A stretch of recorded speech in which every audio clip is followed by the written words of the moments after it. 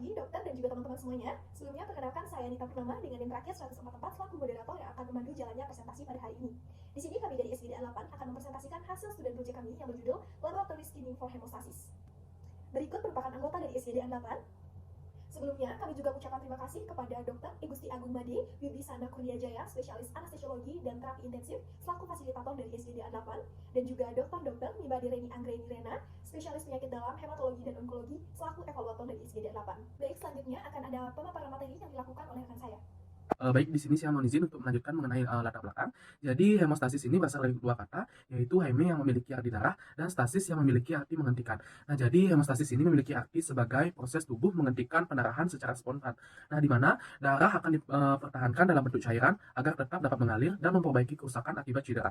Nah, kelangsungan dari proses hemostasis ini dipertahankan melalui proses pendarahan dan trombosis yang meliputi bagian dari sistem vaskular, trombosit, kemudian faktor koagulasi, fibrolisis, dan fibrinolysis. Nah, kemudian proses hemostasis terdiri dari 3 tahap, yaitu spasme vaskular, pembentukan sumbat trombosit, dan koagulasi darah 3.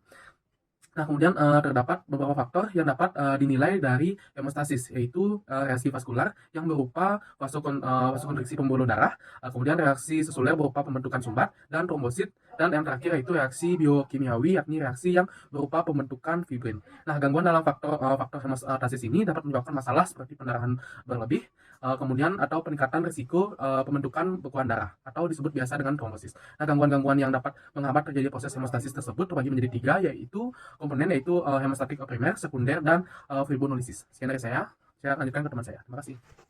Baik, selanjutnya saya akan melanjutkan dari rekan saya. Jadi berdasarkan latar belakang yang telah dipaparkan tadi, maka terbentuklah rumusan masalah sebagai berikut. Yang pertama, apakah definisi dari hemostasis? Yang kedua, bagaimanakah mekanisme dari hemostasis? Yang ketiga, apa saja faktor-faktor yang mempengaruhi hemostasis? Dan yang keempat, apa saja kelainan yang terjadi dalam hemostasis? Serta yang kelima, apa saja jenis-jenis pemeriksaan hemostasis? Dan bagaimana prinsip, indikasi, serta prosedur pemeriksaannya? Selanjutnya, berdasarkan rumusan masalah yang dipaparkan tadi, terdapat tujuan penulisan sebagai berikut. Yang pertama, untuk memahami definisi hemostasis. Yang kedua, untuk memahami mekanisme hemostasis.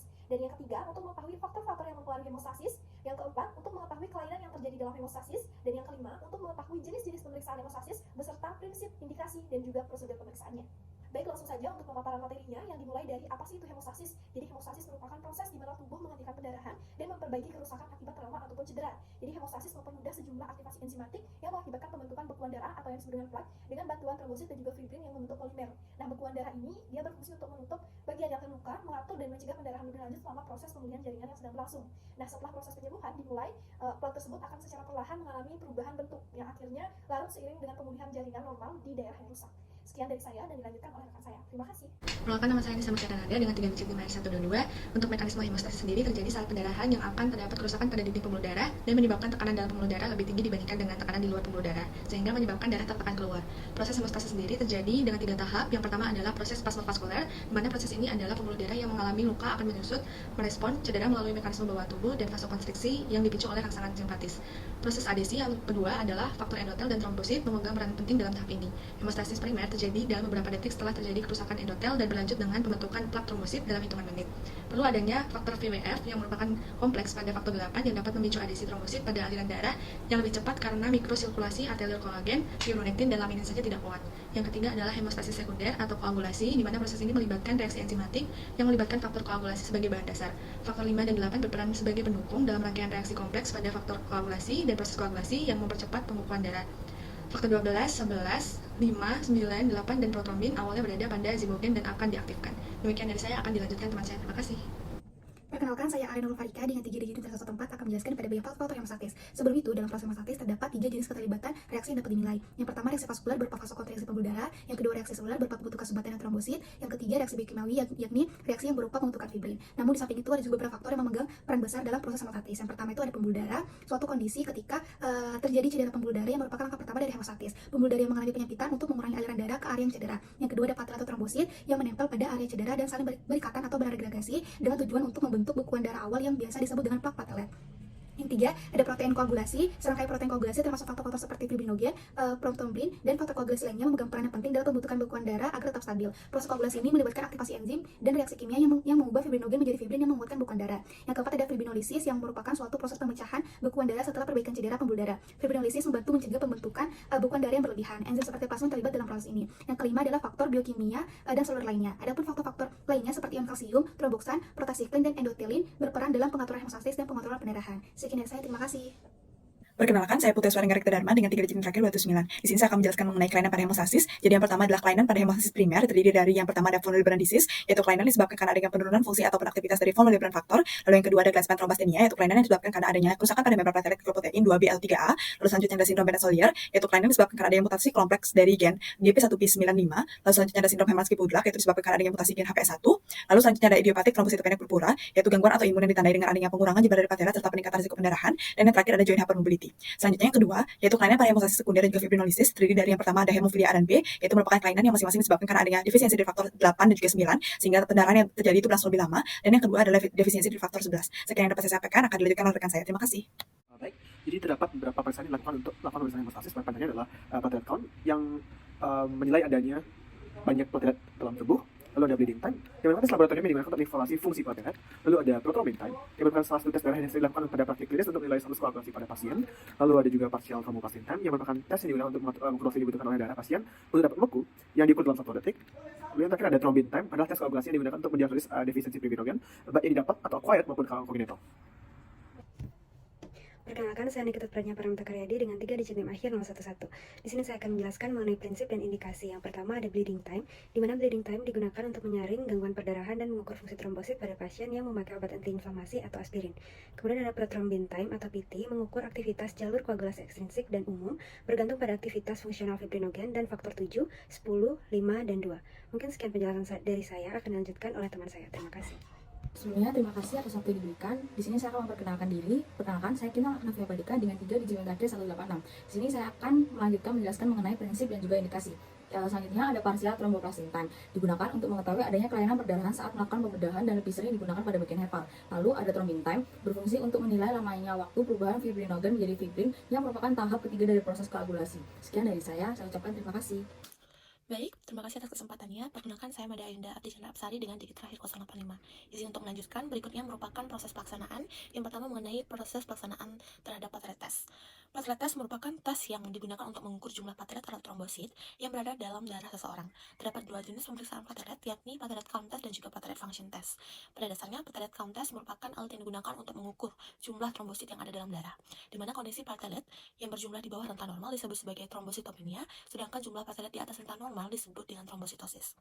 Kemudian platelet function test merupakan screening yang digunakan untuk kemampuan platelet dalam membekukan darah. Selain itu, platelet function test juga digunakan untuk diagnosis penyakit yang berhubungan dengan platelet, cek fungsi platelet sebelum dan selama tindakan operasi, serta monitor pasien yang menggunakan obat pengencer darah. Baik, di mana dalam proses pelaksanaan platelet test, tenaga medis akan mengambil sampel darah dari vena di daerah lengan pasien dengan menggunakan jarum kecil. Setelah jarum kecil tersebut tertusuk ke dalam pembalut vena daripada pasien, maka tenaga medis akan mengumpulkan sedikit darah menggunakan test tube atau vial. Selama pengambilan darah berlangsung, mungkin saja pasien merasa sedikit nyeri, di mana platelet test ini dapat berlangsung paling lama 5 menit serta tidak memerlukan persiapan khusus bagi pasien. Namun, untuk pasien yang menggunakan obat pengencer darah, diharapkan untuk tidak meminum obatnya sebelum melakukan tes platelet test. Hasil tes daripada platelet test dengan rentan trombosit di bawah normal atau trombositopenia dapat mengindikasikan terjadinya leukemia atau limfoma, infeksi virus seperti mononukleosis, hepatitis atau measles, kemudian juga terdapat penyakit autoimun, kerusakan sumsum tulang, sirkosis, hingga defisiensi vitamin B12. Sedangkan jika jumlah trombosit di atas rentan normal dapat mengindikasikan kanker paru-paru atau payudara, kemudian radang usus, rheumatoid arthritis, hingga infeksi virus maupun bakteri. Selain itu, jika platelet function test memiliki hasil yang tidak normal, maka kemungkinan besar pasien mengalami penyakit perdarahan yang bersifat inherited atau acquired. Di mana inherited disorders merupakan penyakit yang didapat dari gen keluarga yang muncul ketika baru lahir namun bergejala hingga menua. Contoh penyakit inherited seperti von Willebrand, Meesmann thrombasthenia, kemudian Bernard-Salter syndrome, hingga storage pulse disease. Sedangkan acquired disorders bisa disebabkan oleh penyakit obat yang dikonsumsi hingga paparan lingkungan sekitar. Contoh acquired platelet disease yakni kidney failure, kemudian leukemia, serta myelodysplastic syndrome. Baik, sekian dari saya, akan dilanjutkan oleh teman saya. Baik, terima kasih atas kesempatannya. Sebelumnya perkenalkan, saya Ana Agung Putri Desiliana Dewi dengan 3 digit NIM akhir 046. Izin untuk melanjutkan materi dari proses pelaksanaan, yakni terkait bleeding time. Pelaksanaan bleeding time diterapkan dengan 2 metode utama terkait panjang serta lokasi sayatan, yaitu metode EV dan metode Duke. Metode EV merupakan metode yang paling sering digunakan. Adapun prosedur pelaksanaan dari metode EV, yaitu yang pertama, dengan pasien diposisikan setinggi jantung. Yang kedua, manset tekanan darah dipompa hingga 40 mmHg. Yang ketiga, setelah dibersihkan dengan alkohol, alat standar digunakan untuk membuat sayatan sepanjang 10 mm dan dalam sepanjang 1 mm pada volar lengan bawah. Dan yang terakhir, dengan menggunakan pengatur waktu, darah dihilangkan 2 kali dalam 1 menit. Waktu berhenti ketika tidak ada lagi perdarahan setelah blooting. Metode kedua yaitu metode Duke. Metode Duke dilaksanakan dengan memberi tusukan berupa sayatan di daerah jari atau daun telinga pasien dengan sebelumnya dipastikan sudah dalam keadaan bersih yang dibersihkan dengan lancet. Pelaksanaan metode EV dinilai dapat menciptakan hasil yang lebih akurat, tetapi mempunyai risiko yang lebih tinggi untuk menimbulkan jaringan parut. Metode Duke dianggap menciptakan hasil yang kurang akurat, diikuti dengan risiko yang lebih tinggi terhadap tingkat hematoma. Baik, izin melanjutkan. Sebelumnya perkenalkan, nama saya Ana Agung Aitri Prata Perantara dengan 3 NIM digit terakhir 074. Proton beam time merupakan salah satu pemeriksaan dalam bidang hematologi yang digunakan untuk mengevaluasi aktivitas pembekuan darah pada plasma. Pada pemeriksaan ini menggunakan sampel plasma dengan antikoagulan berfungsi sebagai pemecahan darah yang membeku. Golongan antikoagulan yang termasuk efektif sebagai pengujian koagulasi dibuat dalam bentuk bahan yang mengandung sitrat, seperti natrium sitrat 3,2%. Dalam pelaksanaan proton beam time, volume antikoagulan dalam tabung mengumpulkan sekitar 0,5 untuk menghasilkan rasio akhir darah utuh dengan antikoagulan 9:1 dan rasio plasma terhadap antikoagulan 5:1 pada pasien dengan hematokrit tipikal 35%-50%. Nilai standar pada uji proton beam time biasanya sekitar 12 detik. Sekian dari saya, terima kasih. Baik, saya izin untuk melanjutkan terkait pemeriksaan dari partial proton beam time. Pemeriksaan partial proton beam time adalah pemeriksaan koagulasi dan merupakan tes sederhana untuk mendeteksi defisiensi faktor pembekuan pada plasma, yakni pada faktor 8, 9, dan 11. Dengan langkah-langkahnya, yang pertama, menambahkan reagen partial proton beam time, lalu yang kedua, inkubasi campuran larutan, dan yang ketiga, klasifikasi dengan kalsium klorida. Di mana ditemukan hasil pemeriksaan partial proton beam time dapat dipengaruhi oleh obat-obatan yang dikonsumsi pasien, lalu penyimpanan bahan pemeriksaan, serta kondisi klinis dari pasien. Baik, sekian yang dapat saya sampaikan. Selanjutnya akan dibawakan oleh rekan saya. Baik, izin melanjutkan. Thrombin time adalah salah satu pemeriksaan yang menggunakan plasma dengan reagen trombin massa. Saat fibrinogen berubah menjadi fibrin, perubahan tetap akan terjadi meskipun tidak menggunakan faktor koagulasi intrinsik dan ekstrinsik. Hasil uji thrombin time disebabkan jumlah serta kinerja yang berkaitan dengan fibrinogen, serta keberadaan inhibitor. Apabila fibrinogen memiliki kadar yang tergolong kurang dari 100 mg per mililiter, hasil fibrinogen memiliki hasil yang tidak normal, serta penggunaan inhibitor trombin dalam bentuk heparin yang hasilnya akan menunjukkan peningkatan waktu pembekuan. Dan hasil nilai standar pada uji thrombin time biasanya berada dalam sekitar 10-15 detik. Sekian dari saya, terima kasih. Baik, sebelumnya perkenalkan, nama saya Putu Silvila Salim dengan 3 digit NIM akhir 04. Di sini saya izin untuk menyampaikan kesimpulan dari studi proyek kali ini, yang dimana hemostasis merupakan proses di mana tubuh menghentikan pendarahan secara spontan, dan darah dalam tubuh juga dipertahankan dalam bentuk cairan dengan tujuan agar tetap dapat mengalir serta memperbaiki kerusakan akibat trauma ataupun cedera. Terdapat 3 tahap hemostasis, yaitu spasmovaskuler, pembentukan sumbat trombosit, dan juga koagulasi darah.